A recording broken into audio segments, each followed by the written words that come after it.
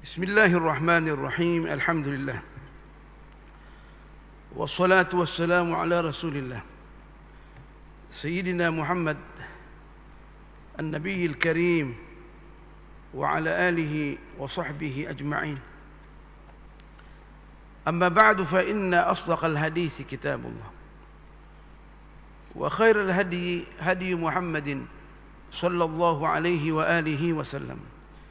وشر الأمور محدثاتها وكل محدثة بدعة وكل بدعة ضلالة وكل ضلالة في النار أو كما قال صلى الله عليه وآله وسلم. Tuan-tuan, puan-puan yang berbahagia, Assalamualaikum warahmatullahi wabarakatuh. Segala puji bagi Allah Subhanahu wa ta'ala yang sudi mempertemukan kita kembali dalam kajian ilmu pengetahuan. Mudah-mudahan kajian ini dapat memberikan syafaat waktu kita berjumpa dengan Allah Subhanahu wa ta'ala. Kita seringkali mengatakan bahawa tidak ada satu sarana untuk kita selamat daripada ancaman api neraka melainkan kita mendekatkan diri kita kepada Allah dengan ilmu pengetahuan. Dengan ilmu pengetahuan inilah kita dapat mengenal Allah Subhanahu wa ta'ala. Sebarang amalan di dalam Islam, baik yang berkaitan dengan akidah ataukah dengan syariat ataukah dengan al-akhlaq, mestilah diiringi dengan ilmu pengetahuan. Sebab Allah berfirman, fa'lam annahu la ilaha illallah. Ketahuilah wahai Nabi yang mulia bahawa tidak ada Tuhan yang patut disembah kecuali Allah Subhanahu wa ta'ala. Wastaghfir li dzambik. Minta ampunlah kerana kesalahan yang engkau telah lakukan. Nah, menunjukkan bahawa tuntutan la ilaha illallah yang disertai dengan ilmu pengetahuan, yang didahului dengan ilmu pengetahuan, kita tidak akan mampu melaksanakan tuntutan la ilaha illallah kecuali dengan taufik daripada Allah Subhanahu wa ta'ala. Makanya itu sudah menjadi sistem di dalam Islam. Setiap kita sudah melaksanakan kewajiban, salat ke, puasa ke, haji ke, atau apa saja, kita mesti istighfar kepada Allah Subhanahu wa ta'ala. Kita kadang melihat diri kita, kita tidak mengadakan kesalahan, tapi yang lebih mengetahui Allah Subhanahu wa ta'ala. Kalaulah Rasulullah sallallahu alaihi wa alihi wasallam yang sudah dimaafkan dosa-dosa dia yang telah lalu dan yang akan datang, toh Allah masih mengatakan kepada Rasulullah sallallahu alaihi wasallam, wastaghfir li dzambik. Maka minta ampunlah kerana kesalahan yang kamu telah lakukan. Padahal Rasulullah segala apa yang dilaksanakan dan dikatakan semua melalui petunjuk Allah Subhanahu wa ta'ala. Kita sudah mengetahui dalam ilmu tauhid bahawa Rasulullah sallallahu alaihi wasallam maksum, terjaga daripada dosa-dosa kecil apalagi dosa-dosa besar. Nah, kenapa Allah mengatakan wastaghfir li dzambik walil mu'minin, dan orang-orang yang beriman? Sebab kita pada dasarnya tidak boleh melaksanakan tuntutan syariat kita, tuntutan akidah kita, tuntutan syariat kita dengan sempurna. Bagaimana dengan Rasulullah sallallahu alaihi wasallam? Dalam satu konteks tasawuf dikatakan hasanatul abrar sayyiatul muqarrabin. Orang yang patuh kepada Allah Subhanahu wa ta'ala dengan melaksanakan tuntutan Allah Subhanahu wa taala dan meninggalkan segala larangannya. Orang yang setia kepada Allah, bila mana dibandingkan dengan orang yang paling dekat kepada Allah seperti para nabi dan para rasul dan para malaikat, maka apa yang dilaksanakan orang oleh para rasul dan para malaikat masih juga, kalau seandainya dia melaksanakan tuntutan salat sama dengan orang biasa, orang awam, tentu dianggap sebagai satu pelanggaran. Orang yang bekerja di negara sebagai menteri, pada perdana menteri atau presiden, kalau seandainya ada acara kenegaraan, maka yang mestinya hadir sebelum waktunya adalah menteri-menteri, esko-esko kerajaan. Tapi masyarakat awam yang membela negara, yang juga bertungkus lumus untuk membela negara, dia dibandingkan amalan dia dengan menteri-menteri sangat biasa. Kalau menteri-menteri dia melaksanakan tugas sama dengan rakyat jelata, berarti itu satu pelanggaran, dia akan digencet daripada jabatan dia. Begitu juga lah orang yang dekat kepada Allah Subhanahu wa taala, para rasul dan para nabi. Naam, kemudian para wali.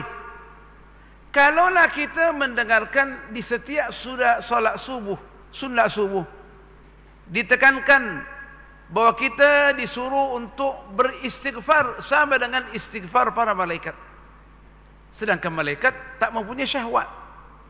Naam, melaksanakan apa yang Allah perintahkan kepada mereka dan tidak mungkin membantah kepada Allah Subhanahu wa taala, tetapi toh dia diperintahkan oleh Allah Subhanahu wa taala untuk mengucapkan istighfar yang khas. Subhanakallahumma bihamdik, subhanallahi wa bihamdihi, subhanallahil azim, astaghfirullah. Para malaikat mengucapkan 100 kali. Kata ulama, supaya kita punya rezeki melimpah ruah, kita amalkan istighfar para malaikat. Seorang sahabat susah dalam kehidupan, ya Rasulullah, susahnya hidup. Kata Rasulullah sallallahu alaihi wasallam, engkau di mana daripada istighfarul malaikah, subhanallahi wa bihamdihi, subhanallahil azim, astaghfirullah. Ucapkan 100 kali, InsyaAllah kita akan kaya raya. Meskipun tidak ada harta yang melimpah ruah, tapi Allah menjadikan hati kita kaya, lebih kaya daripada presiden, perdana menteri, daripada agung. Kenapa? Karena Islam melihat kekayaan itu adalah kekayaan hati. Laisal ghina ghinal mal. Bukanlah harta itu, bukanlah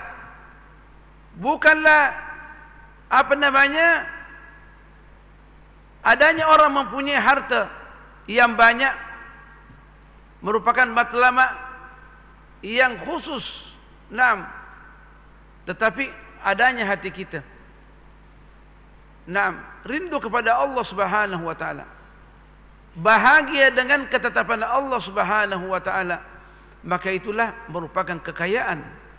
Modal besar di dalam kehidupan kita bukanlah kekayaan itu karena banyaknya harta, tapi kekayaan dengan hati kita penuh dengan keimanan dan diiringi dengan amalan yang soleh, rindu kepada Allah Subhanahu wa taala, sayang kepada umat Islam, sayang kepada umat manusia, umat Rasulullah sallallahu alaihi wa alihi wasallam. Umat Rasulullah bukan umat Islam saja, umat yang belum lagi mengucap syahadat, belum lagi masuk Islam, dianggap umat Rasulullah sallallahu alaihi wa alihi wasallam. Namanya ummatud da'wah, umat yang mesti kita dakwah, berikan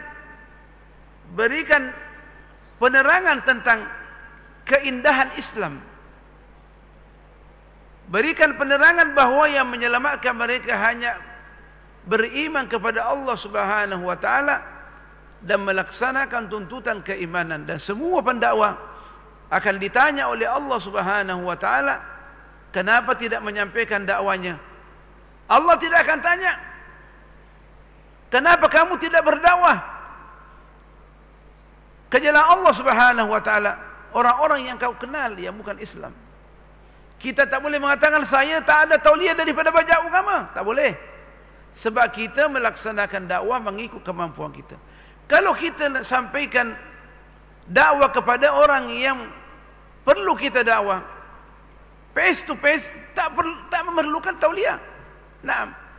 Yang memerlukan tauliah adalah untuk memberikan bimbingan kepada masyarakat melalui masjid-masjid, surau-surau, balai-balai atau di rumah.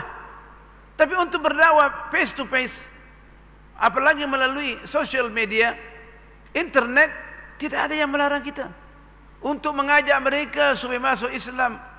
Yang dilarang adalah untuk memberikan penjelasan fatwa dan apa-apa yang berkaitan dengan keterangan agama yang sangat sensitif, yang boleh mendatangkan fitnah kepada masyarakat. Itu yang dilarang.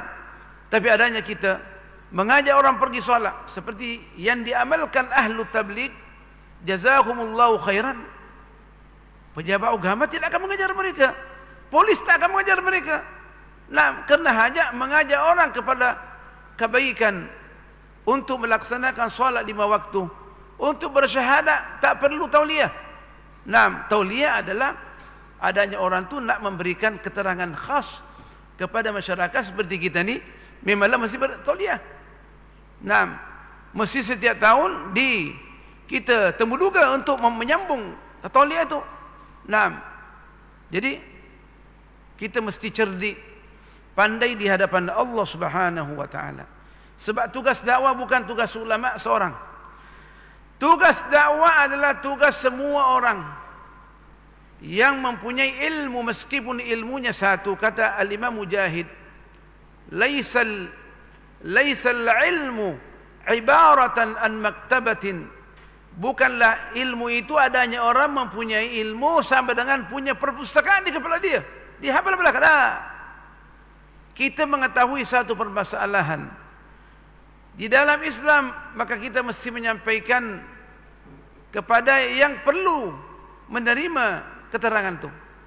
Kita disuruh waktu minum air mengucapkan Bismillahirrahmanirrahim.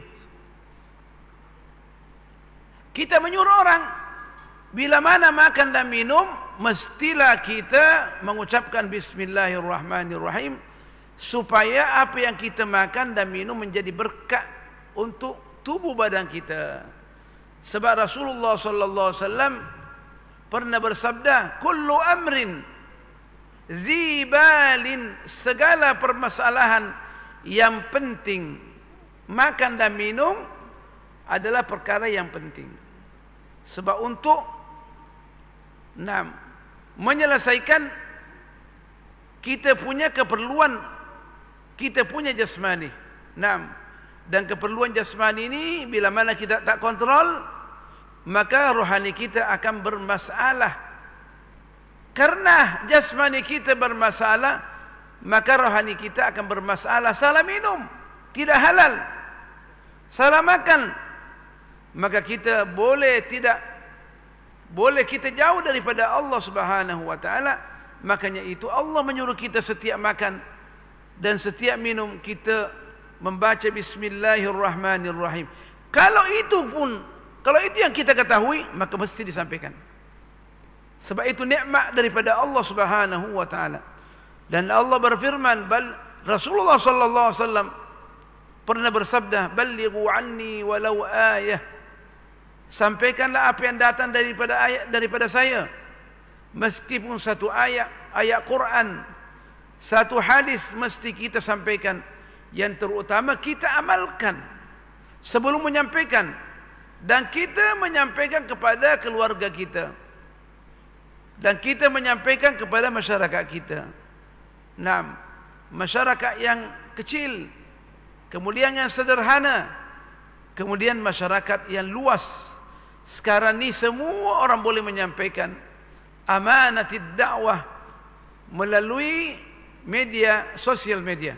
Jadi kita yang nak mengambil keuntungan yang banyak, sampaikanlah dakwah Rasulullah sallallahu alaihi wasallam sebagaimana apa yang kita pelajari, sebagaimana apa yang kita pelajari. Nah, kita tak boleh menyampaikan apa yang kita tak pelajari.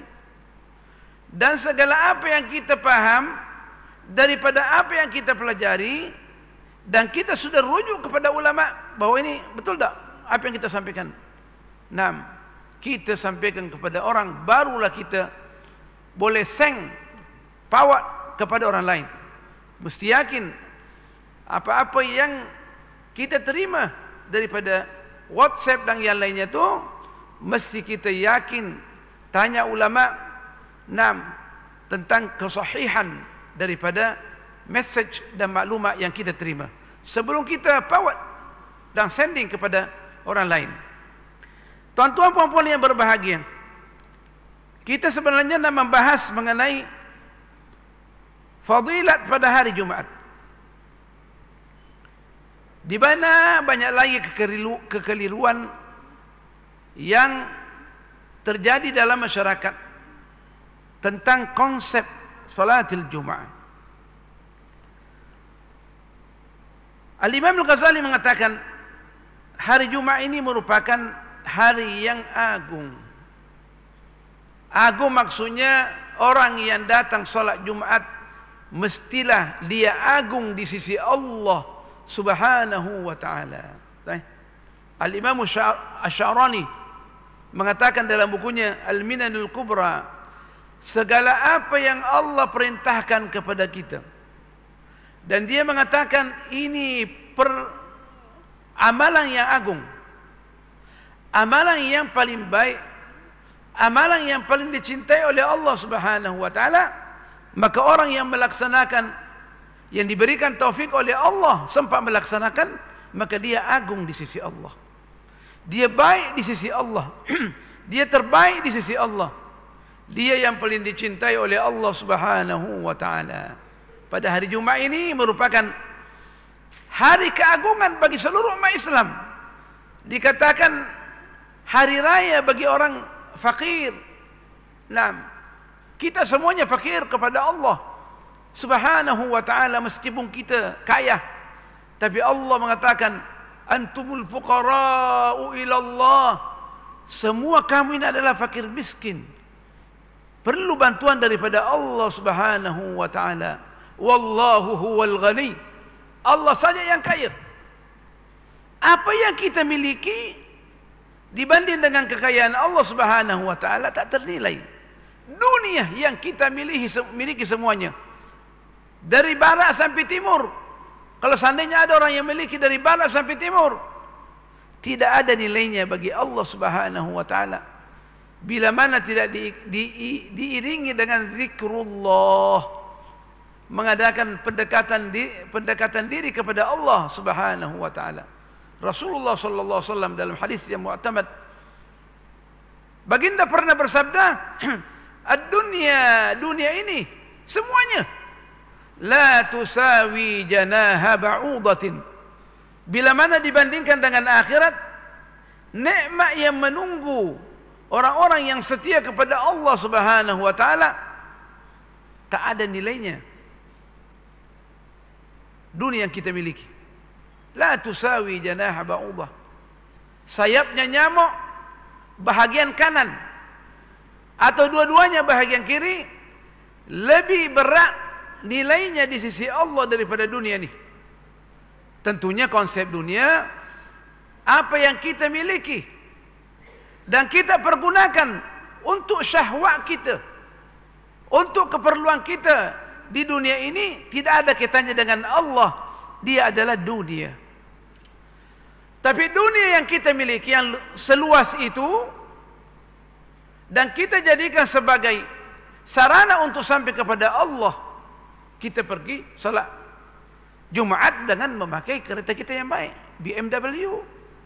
BMW adalah dunia, Mercedes dunia, tapi kita pakai untuk tunduk kepada Allah Subhanahu wa ta'ala. Maka di BMW yang kita tengok tu, yang baru kita beli, masih lagi mengkilat-kilat, merupakan sarana untuk sampai kepada Allah Subhanahu wa ta'ala. Jadi kita Islam tidak memerangi kekayaan. Yang diperangi adalah adanya kita menganggap kekayaan itulah yang dapat menjadikan kita bahagia dunia dan akhirat. Allah kata tak? Yang menjadikan kita bahagia adanya amalan kita karena Allah Subhanahu wa taala. Sayyidina Abu Bakar As-Siddiq merupakan sahabat yang dianggap sahabat yang paling zuhud di jalan Allah. Tapi di antaranya dialah yang paling kaya juga. Peniaga yang kaya. Naam. Dianggap dia tidak mencintai dunia. Dalam semua peperangan sahabat mengumpulkan harta dan menyerahkan kepada Rasulullah. Sayyidina Umar pernah sekali dia menyerahkan sebahagian dia punya harta kepada Rasulullah untuk peperangan di dalam Islam. Kata Rasulullah, apa yang kamu tinggalkan untuk keluargamu ya Umar? Umar kata, ini sebahagian daripada hartaku ya Rasulullah, dan sebahagian yang lainnya untuk keluargaku. Sayyidina Abu Bakar datang menyerahkan semua hartanya, sebab dia yakin bila mana dia khidmat kepada Islam dengan bersedekah semua hartanya, Allah akan menggantikan 10 kali ganda.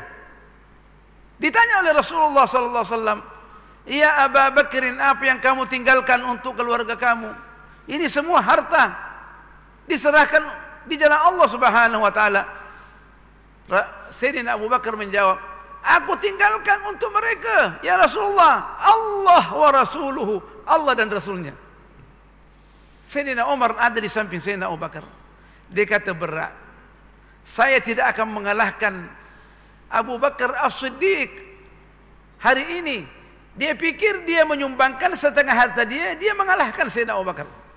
Tak boleh dikalahkan. Makanya itu timbangan Sayyidina Abu Bakar, bila mana nak ditimbang semua amalan umat Islam ni, semua amalan umat Islam dengan amalan Sayyidina Abu Bakar, amalan Sayyidina Abu Bakar lebih berat lagi di sisi Allah Subhanahu wa taala. Apa pasal? Karena apa yang dinafkahkan di jalan Allah tidak memberikan pengaruh kepada hati dia. Allahu Akbar. Jadi Allah nak menilai hati kita. Sejauh mana hati kita bergantung kepada Allah Subhanahu wa taala. Jadi kita kekayaan ini bukan karena kita kaya karena semata-mata ada harta, atau tidak punya harta. Adanya kita kaya karena kita punya hati bergantung kepada Allah Subhanahu wa taala, dan Allah itu merupakan sumber kekayaan. Sumber kekayaan. Allahu war-Razzaq, Allah yang maha kaya dan maha kuat. Naam. Huwar-Razzaqu dzul quwwatil matin. Jadi kita tak perlu kita takut karena kehilangan harta di jalan Allah Subhanahu wa taala. Allah berjanji akan menggandakan pahala dan harta bagi orang yang bersedekah di jalan Allah Subhanahu wa taala. Sayyidina Abdullah bin Mubarak merupakan wali besar, alim besar, faqih besar, ahli bahasa, ahli sastra, syair. Dia awalnya adalah perompak, dan dia awalnya merupakan ketua Samsing. Waktu bertobat kepada Allah Subhanahu wa taala, dia datang kepada Abu Hanifah untuk mempelajari al-fiqhul islami. Waktu sudah tua, kata Sayyidina Abu Hanifah, apakah engkau sudah menghafal Al-Quran? Dia kata, belum lagi. Dia bilang, orang yang nak mempelajari fiqhul islami di tempat saya, di majlis saya ini, mesti hafal Quran. Itu sistem orang-orang dulu, mesti hafal Quran. Maka beliau balik ke rumahnya, karena hatinya sudah bersih dan dia sudah tua, dosa yang dilakukan terlalu banyak. Karena bersihnya hatinya, Allah maafkan dan Allah mengangkat derajatnya. Boleh menghafal Al-Quran 1 minggu, 7 hari. Yang menukil cerita ini adalah Al-Allamah Al-Syekh Abdul Fattah Abu Quddah. Dia kata orang-orang dulu yang menghafal Al-Quran sebulan itu biasa, tetapi 1 minggu itu luar biasa. Hanya beberapa orang saja. Sedangkan Al-Imam Abdullah Mubarak sudah tua, tapi dengan kebersihan hati maka Allah berikan segala apa yang diingini. Dia merupakan alim yang pedagang, yang membiayai semua ulama yang tak kerja sama kerajaan. Tak usah bimbang, aku yang biayai. Nah, pada suatu waktu dia tak mempunyai harta. Dia hanya mempunyai 10 telur, 10 biji telur. Ada orang yang ketuk pintu dia. Ama dia mengatakan, "Ya Ibnal Mubarak, ya Imam, ada pengemis, ada peminta-minta di pintu. Apa yang semestinya kami berikan?" Abdullah Mubarak memberikan jawaban, "Serahkan semua telur yang ada." Yang 10 tuh dihitung 10. Dia punya ama berikan hanya 9. Dan dia simpan 1 untuk dijadikan sebagai makanan tengah hari. Setelah peminta itu pergi, maka datang orang yang membawa telur 90 biji telur. Sayyidina Abdullah bin Mubarak yang sudah wali, sudah alim jadi dan wali, dia bangun cepat hitung telur tuh 90. Saya tadi tengok ada 10 telur. Berapa yang sebenarnya kamu serahkan telur kepada orang yang miskin tuh? Dia kata hanya 9 saja. Kenapa? Kalau kita serahkan 10 biji, kita nak makan apa? Nak makan apa kita nih? Kata Abdullah Mubarak, begitulah Allah mendidik kita. Seandainya engkau berikan 10 telur, maka Allah akan membalas 100 telur. Dan begitulah bermuamalah dengan Allah Subhanahu wa ta'ala. Bila mana kita jujur bermuamalah dengan Allah Subhanahu wa ta'ala, maka Allah akan menggandakan bukan saja 10 gandaan. Dikatakan dalam hadis 70 gandaan.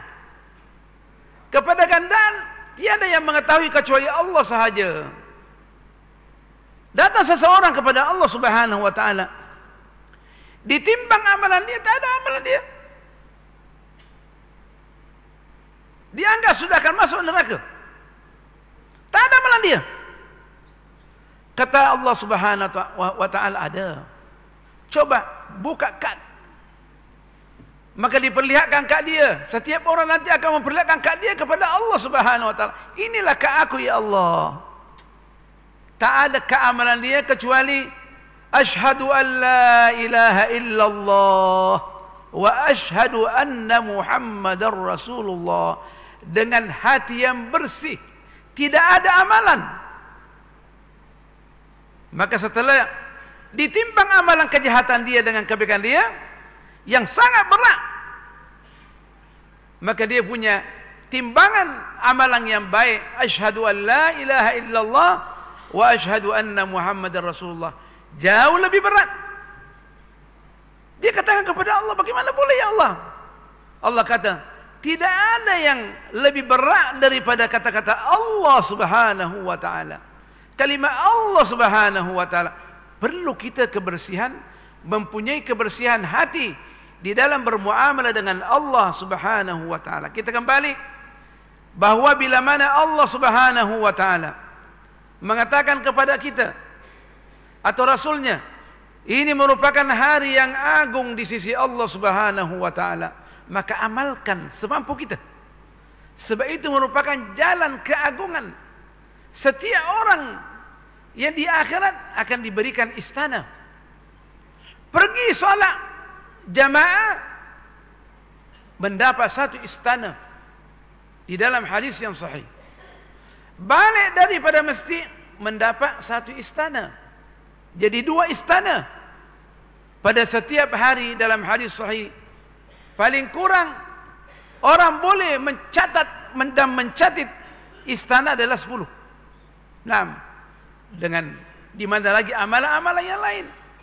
Boleh tak orang mencatat 100.000 istana, boleh, atas amalan masing-masing. Dan istana di akhirat bukan kosong. 6. Dan kita tak perlu bimbang mengenai maintenance. Nak menjaga 1, 2 tak perlu. Allah semua jaga. 6. Di mana istana dia punya halaman dikatakan luasnya dan di atasnya ada daun yang menghalang daripada terik matahari. Perjalanan 300 tahun kecepatan dengan kecepatan sinar tak sampai lagi di ujung, di akhir daripada pekarangan orang yang mempunyai istana. Allah, itu satu istana. 6. Yang mana dalam Al-Quran dijelaskan setiap istana mengalir di bawahnya sungai-sungai daripada madu, susu yang jernih, arak yang tidak memabukkan, dan air tawar. Allah, kita kalau di sini mempunyai, ada madu di barat 1 kilo $5.000 Amerika.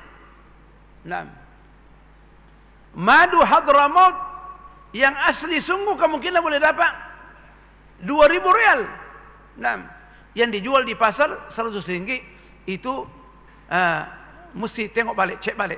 6. Kita tak mengatakan palsu, tapi mesti cek balik. Sebab madu Hadramaut kalau dijual Saudi sekitar $2.000, bagaimana boleh menjadi madu asli Hadramaut yang boleh menjamin kesehatan kita daripada $2.000 menjadi RM100 Malaysia atau RM80. Di surga madu adalah kualitinya tinggi, tidak boleh dibandingkan dengan dunia. Kata Rasulullah sallallahu alaihi wasallam, nikmat yang di akhirat ni, fiha ma la 'ainun ra'at, tidak ada lagi mata yang pernah tengok nikmat Allah Subhanahu wa taala di akhirat. Wala udhunun sami'at, dan telinga tak ada pun yang pernah mendengarkan. Wala khatara ala qalbi bashar, dan tak pernah pun terlintas dalam hati realiti tentang nikmat yang menunggu orang-orang yang setia kepada Allah Subhanahu wa taala. Maka bila mana Rasulullah sallallahu alaihi wasallam mengatakan pada hari Jumat ini merupakan hari keagungan, semua orang akan dilantik menjadi agung di sisi Allah Subhanahu wa taala. Dalam hadis yang sahih, orang yang pertama datang kepada salat Jumat pada saat yang pertama, ulama berbeza pandangan saat yang pertama. Apakah jam 8, jam 9, jam 10? Ulama yang telah mengadakan kajian, dia kata as-sa'atul ula, jam yang pertama adalah sesudah kita salat syuruk, sekitar jam 7:20. Jadi sesudah kita salat syuruk, paling lambat kita salat adalah 5 minit. Nah, itu sempat kita tadabbur ayat Quran. Berarti 7:20 minit kita sampai di masjid ini, merupakan orang yang pertama yang mempunyai keistimewaan di sisi Allah Subhanahu wa taala. Apa kata Rasulullah? Qaddama badanatan, dia telah berkorban, nilainya sama dengan berkorban dengan unta. Allah Akbar.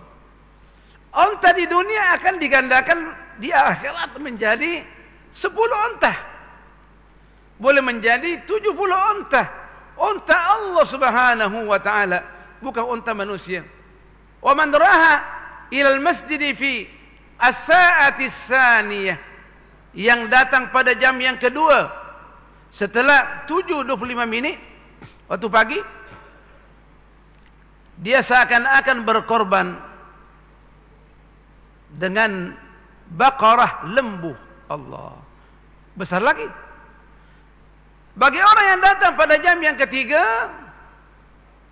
dia telah berkorban di jalan Allah Subhanahu wa taala sebesar domba yang bertanduk, maksudnya domba yang sehat walafiat.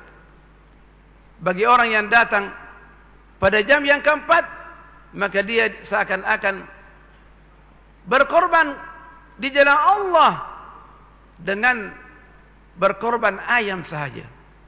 Jam yang kelima adalah sama dengan telur. Sekarang ini saya rasa telur dah. Bila mana khatib sudah naik di mimbar, maka para malaikat tutup catatan dia, hanya mendengarkan kepada khutbah dan zikir yang dilantungkan oleh tukang khatib dan imam. Ini menandakan bahwa nikmat yang Allah berikan pada setiap apa yang kita laksanakan daripada ibadah luar biasa. Kenapa mesti semestinya disebutkan onta dan lembu?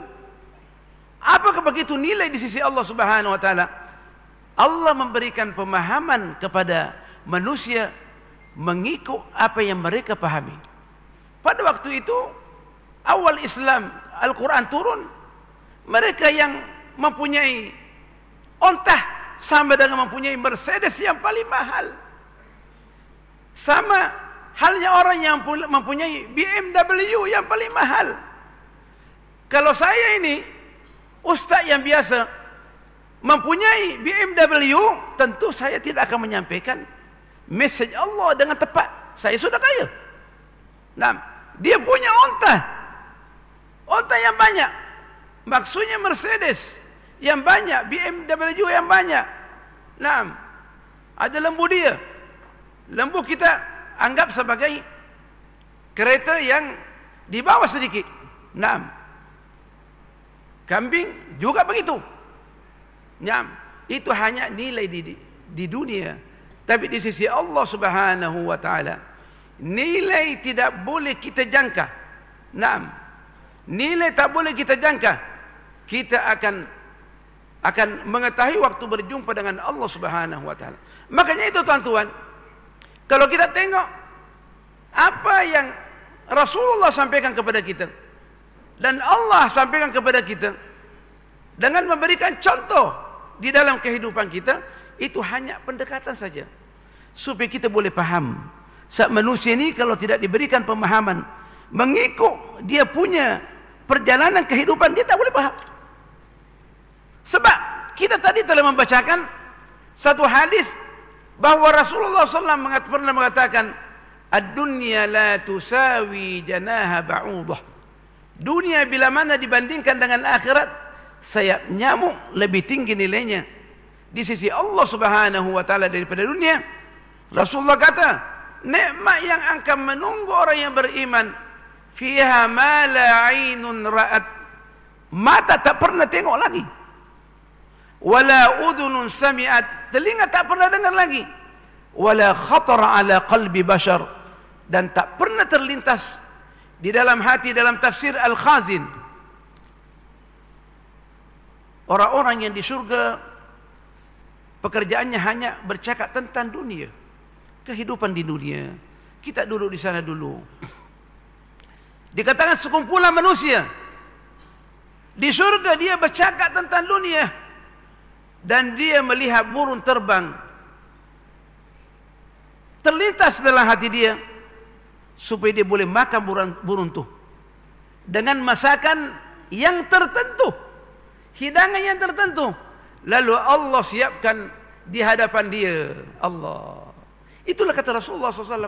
Ruginya orang di dunia ini kejar dunia, tetapi dia tidak peroleh kecuali apa yang telah Allah tetapkan di dalam Lauhul Mahfuz. Kejarlah akhirat supaya dunia kita ikut. Nah, barang siapa yang mengejar dunia, wala dia dapat dunia, wala dia dapat akhirat. Tapi barang siapa yang mengejar akhirat, dia tak pedulikan dunia, dunia akan ikut.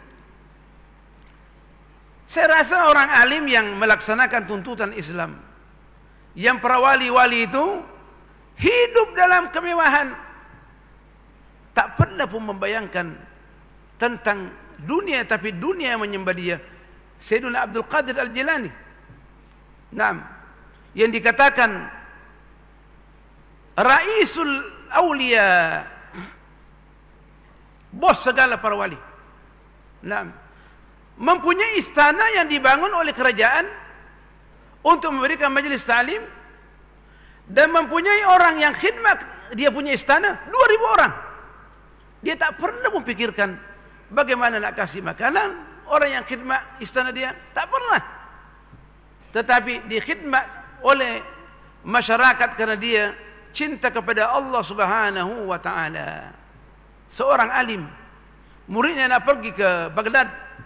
Dia kata, nak ke mana? Dia kata, aku nak ziarah Maulana Abdul Qadir Al-Jilani. Dia kata, kirim salam kepada Abdul Qadir Al-Jilani dan minta saya didoakan. Sampai di sana dia tengok Al-Habib Abdul Qadir Al-Jilani dengan kemewahan, kehidupan yang mewah. Maka dia tak mau ziarah. Inikah orang alim yang orang dunia banggakan, mempunyai istana, orang yang berkhidmat kepada dia 2.000 orang. Macam mana nak memberikan makanan? Hari pertama dia datang,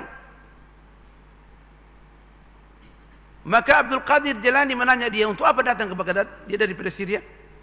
Dia kata, untuk mencari nafkah kehidupan.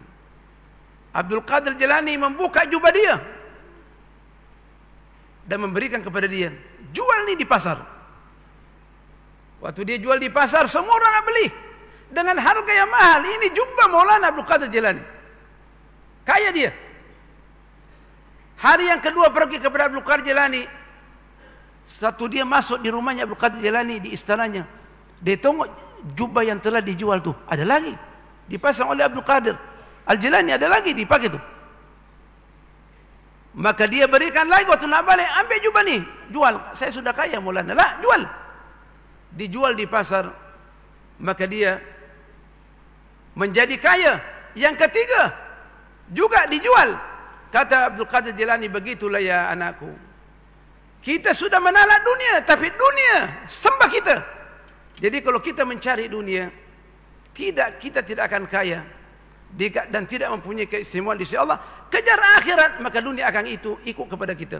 Itulah yang dapat disampaikan, mudah-mudahan bermanfaat insyaallah, dan minggu depan kita akan sambung lagi insyaallah taala. Subhanakallah bihamdik, nashhadu an la ilaha illa ant, nastaghfiruka wa natubu ilaik. Bismillahirrahmanirrahim. Wal 'ashr innal insana lafi khusr illa alladhina amanu wa 'amilus shalihat wa tawasaw bil haqqi wa tawasaw bis sabr. Bismillahirrahmanirrahim. Alhamdulillah wassalatu wassalamu ala rasulillah sayyidina Muhammadin an-nabiyil karim wa ala alihi wa sahbihi ajma'in. Allahumma 'allimna ma yanfa'una wa zidna 'ilma, faqihna fid din wa 'allimna ta'wil wa habibna ila al-muslimin wa ja'alna lisana sidqin fil 'alamin. Allahumma ihfaz hadhihi al-balda Terengganu wa sultanaha wa ra'iyatahu wa sa'ir bilad al-islam wa sallallahu ala sayyidina Muhammad walhamdulillahi rabbil alamin. Wassalamu alaikum warahmatullahi wabarakatuh.